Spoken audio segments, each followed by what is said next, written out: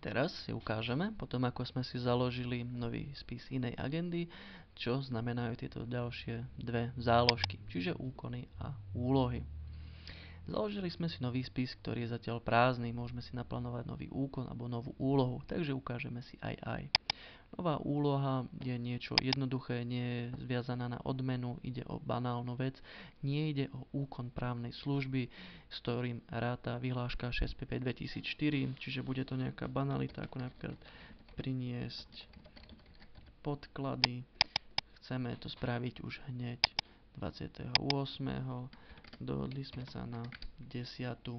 Uložíme novú úlohu. Táto sa nám okamžite v takomto našom mini plánovači pre konkrétny spis ukázala. Podľa toho, ako sme jednotlivú úlohu vykonali, môžeme ju zrušiť. Prvé tlačítko, zmeniť jednotlivé zadané údaje, ako napríklad, kedy sa má vykonať 28. alebo o ktorej, alebo si vyplníme nejaké poznámky, že má ísť o podklady ku katastrálnemu konaniu, uložíme zmeny a môžeme ho napríklad označiť za hotový v prípade, že sme ho vykonali. Takže stačí kliknúť a úloha už bola prevedená nižšie k tzv. Uzavretým. Teraz si ukážeme ale niečo zložitejšie, nový úkon právnej služby. Iná agenda eviduje len tieto úkony právnej služby, keďže iná agenda je zameraná na veci, ktoré nesúvisia s konaniami občianskymi, obchodnými, ktoré prebiehajú na súdoch, obvodných úradoch a podobne. Takže budeme vypracovávať listinu, alebo budeme ju prepracovať, budeme vypracovávať kúpnu zmluvu. Musíme ju stihnúť spraviť ešte tento mesiac október, musíme to stihnúť do 14. hodiny, kedy si potom klient príde a môžeme si tu napísať poznámky, to je samozrejme ľubovoľné, ako napríklad pozor na geometrický plán. Nový úkon uložíme. Tento sa nám už automaticky zobrazil aj v plánovači tohto spisu. S ním môžeme pracovať. To znamená, že taktiež ho môžeme zrušiť v prípade, že tento úkon odpadol.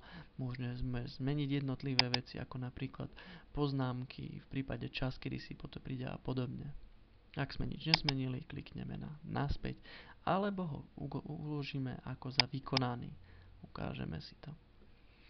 Takže, teraz je však nutné, aby sme vyplnili pre výpočet trhu konania jednotlivé polia. Takže máme určitú dohodnutú sadzbu za hodinu. Povedzme, že je to 10 eur na hodinu. Pracovali sme na kúpnej zmluve 3 hodiny. Môžeme pripočítať režný paušál k tomu. Nedohodli sme sa tak to tak nebudeme robiť. Dobre, uzavrieme úkon. Tento bol úspešne vykonaný, o čom sme boli aj upovedomení a je už aj preradený k tzv. Hotovým. Je aj zelenou farbou. V prípade, že by sme si zadali napríklad úkon, ktorý by sme nevykonali, teda by sme ho zrušili, ukázal by sa nám trošku inak. Hneď si to ukážeme.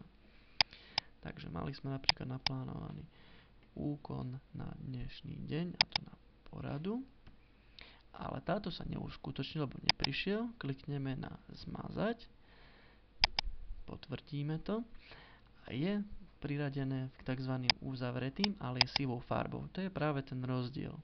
Zelenou farbou sú evidované, ktoré boli úspešne aj vykonané, sivou farbou sú tie, ktoré boli zrušené. Takže ešte teraz si ukážeme poslednú záložku, a to trh vykonania. V tejto nám automaticky vypočítalo podľa zadaných dát jednotlivé trovy právneho zastúpenia.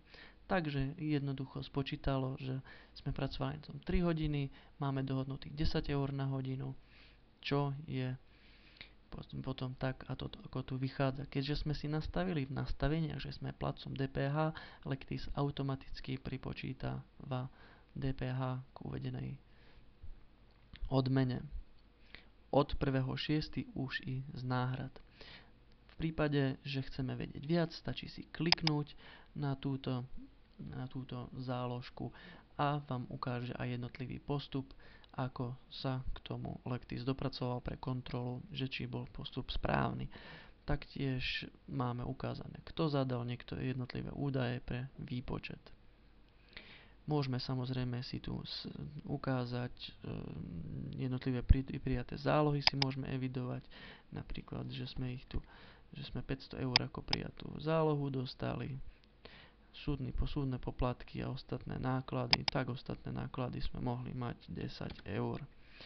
Klikneme na prepočítaj a Lectis nám už aj vypočítal, aký je aktuálny stav, keďže sme mali vysoké prijaté zálohy, tak nemôžeme ešte nič fakturovať. To je všetko.